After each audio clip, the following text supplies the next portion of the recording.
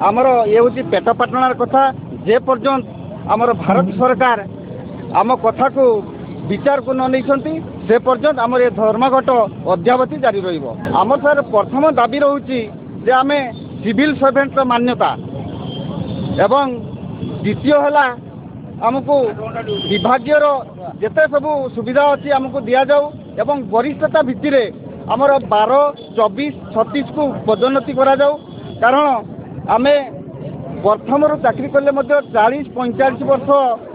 पर्यंत चाकरी कले जूनियर पिला माने जेतिकी वेतन पाउछंती आमे माने सेतिकी वेतन पाउछु। एणु आज सरकार को आमे निवेदन करिछु जे वरिष्ठता भित्तिरे आमको पदोन्नति दिया जाऊ एवं आमको ग्रुप इंश्योरेंस ग्रेच्युटी ये सब आमको लागू करा जाऊ एवं आमर जो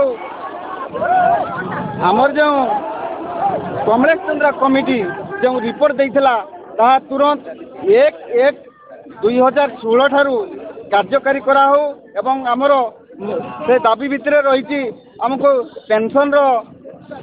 परिसरभुक्त करा जाऊ एवं अन्य कर्मचारी विभागीय कर्मचारी माने जमिति 180 दिन रो वेतन से माने दरमा पाउछंती आमको मध्य से अंतर्भुक्त करा जाऊ।